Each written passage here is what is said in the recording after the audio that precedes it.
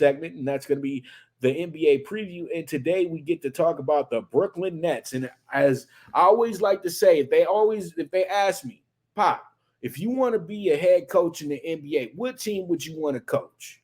I would want to coach the Brooklyn Nets. If you want to be a general manager in the NBA, who would you want to go coach? The Brooklyn Nets. Let me give you the reason why. The Nets are a team that are kind of relevant, irrelevant, right? They play in a market in Brooklyn that's pretty much New York City, but they're not considered Manhattan or Queens or the Bronx. They are Brooklyn, because Brooklyn tries to stand out with the five boroughs. You know what I mean? They don't say NYC in Brooklyn. They say I'm from Brooklyn. And Brooklyn has a unique flair to it. It would be like feeling like Branch Rickey owning the Brooklyn Dodgers and running the Brooklyn Dodgers, and knowing that you can bring the world's best players to New York's biggest borough. And that's what it's all about, in my opinion. I feel like Brooklyn really is a great way so you can still keep your fans in Jersey. You can still sell to your fans in Jersey, but we're in Brooklyn and we took over this whole borough. You know what I mean?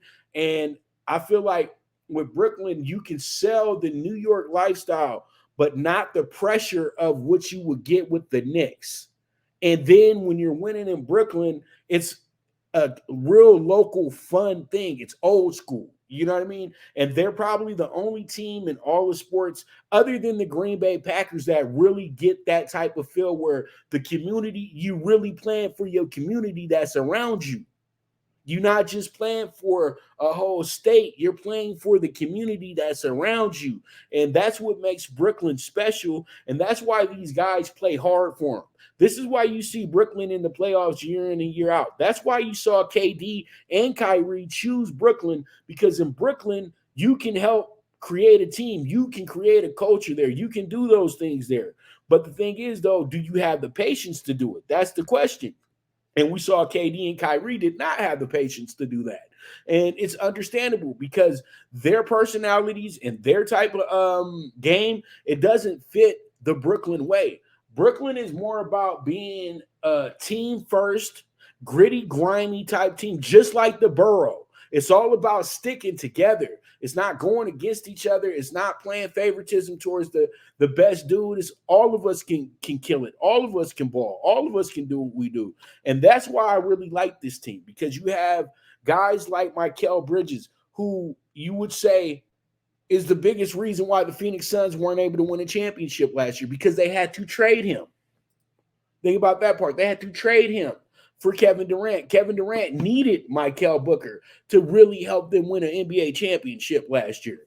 Then they got Cam Johnson, who's a walking bucket, very good player. And somebody who was so happy to get back to Brooklyn, Spencer Dinwiddie. Spencer Dinwiddie was building a career in Brooklyn, and he would have been a key piece to Kyrie and KD, but Kyrie and KD didn't want that. They wanted to hand choose and pick players that they knew that they could control. With a Spencer Dinwiddie, he might go off for 30 points and you didn't allow that night. I understand.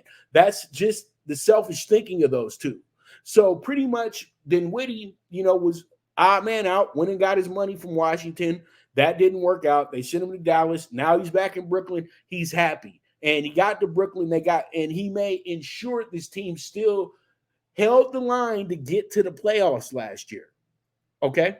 So when you look at Brooklyn, you see a team that can really be a spoiler. They're not going to – you can't consider them a top 5 team in the East yet until the season starts, but they have the talent. They have the athletes that can make them one of the best stories in the NBA this year under the radar quietly. And that's where a lot of people have to understand, when you play with FIBA, it's not just about winning the gold medal. It's about actually working on your game, getting your skills up, being with the best coaches in the NBA, the best trainers in around basketball, and being around at that point in time the best players available to play for the country. And those guys are still good. Most of them are star players on their team. They're just young. They're still getting to know. They're still getting known by the NBA. But some of the guys were great role players. But Mikal Bridges was one of the guys that is he a star? Is he a role player? What is he? And I feel like Mikal Bridges is a star. And a lot of people are going to be, oh, Bobby, I don't know about this because he's not getting 40 a game and he's not shooting at 35% from the three. And blah, blah, blah, blah. Dude, when you play basketball and you see a guy that can play on both ends of the floor, that's the best player on the floor. If he can excel at both sides of that, on both sides of that, because he's going to make the biggest difference for my team to win a game. That's why Kawhi Leonard became so valuable to everybody he's ever played for. And I feel like a lot of guys like Mikal Bridges, they're starting to get it that you don't have to be KD, you don't have to be LeBron. You just have to be the ultimate team player. Then you can wind up being a superstar in this league, and that's what suits your team best. Big market teams need big stars, but teams like Brooklyn, teams like OKC, teams like that, they got to run with these teams how it used to be, where you got a team and everybody keeps this cohesive unit going for a while. These big city teams now, it's a high turn in, high turn out, just like McDonald's, man.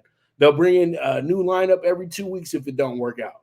But with these guys, they work it out, they coach guys up, and they figure out a way to win games the long way in the NBA.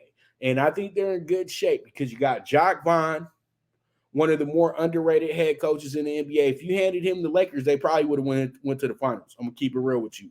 And if you go ahead and, add in some more good role players this year, they should finish second in the Atlantic. I'm keeping it real. They should finish ahead of the Knicks.